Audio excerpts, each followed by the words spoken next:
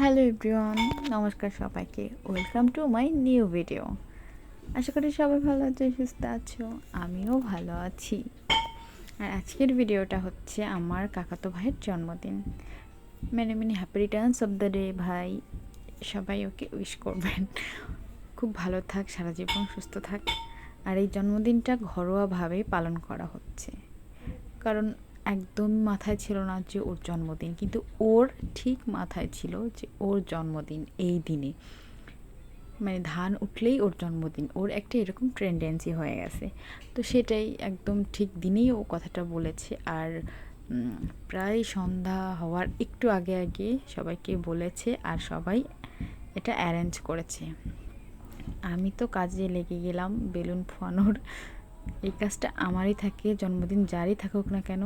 তারপরে আসলাম কেকে ক্যান্ডেল লাগাতে। সব কিছু ছোটোখাটোভাবেই করা হয়েছে, ঘরোয়াভাবে। এই তো আমাদের বার্থডে বয়, ওরই জন্মদিন। আর এই ঘরোয়াভাবে সেলিব্রেশনে সবাই এসছে, বাড়ির লোকজন। তারপরে আমাদের শুরু হয়ে গেছে বার্থডে সেলিব্রেশন, কেক কাটার সেই মেন আকর্ষণীয় মুহূর্তটা। আর ও মোমবাতিগুলো না নিভিয়েই উপরেরটা নেভাতে যাচ্ছে, এটাকে কী বলে আমি জানি না। তারপরে সবাই বেলুন ফাটাচ্ছে। আর এর পরে যেই কাহিনীটা হবে, ভাই রে ভাই, এই মানে পুরো ভূত বানিয়ে দিয়েছে আমাকে।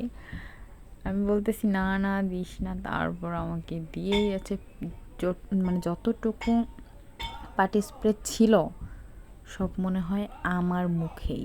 তারপর আমি বলতেছিলাম যে ভিডিওটা একটু ফোনটা ওইভাবে করে করো যাতে আমি একটু রিলস বা টিকটকে দিতে পারি। তো তারপর উনি সেইভাবেই অ্যাঙ্গেলেই ফোনটা ঘুরিয়েছে, এর জন্য আমার ভিডিওটা এখানে ওইভাবেই দেখাচ্ছে। এই হচ্ছে কারণ। তারপর আমি একদম মানে এই পাটি স্প্রের গন্ধটা আমার একদম বিরক্ত লাগে।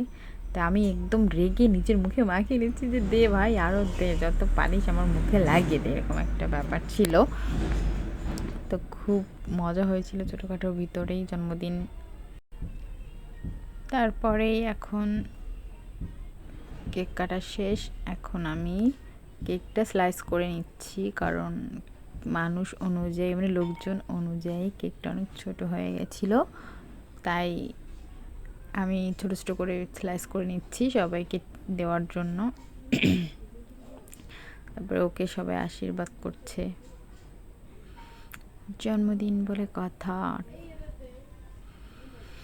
তারপরে সবাইকে আমি কেকগুলো দিয়ে দেব। সবাই এক এক করে কেক নিয়ে নিচ্ছে আমার থেকে, আর আমিও একটু কেক খাবো। এই তো সবাইকে কেক দিচ্ছি আমি। কেকটা একদমই ভালো ছিল না, আমাদের বাজার থেকে কেনা অনেক দিনের, এর জন্য একদমই ভালো ছিল না। তারপর আমি একটু কোনো রকম খেয়েছিলাম। এই যে আমি কিন্তু ডান হাত দিয়েই খাচ্ছিলাম, কিন্তু মনে হচ্ছে বাম হাত। সো আজকের ভিডিও এই পর্যন্তই। সবাই ভালো থাকবেন।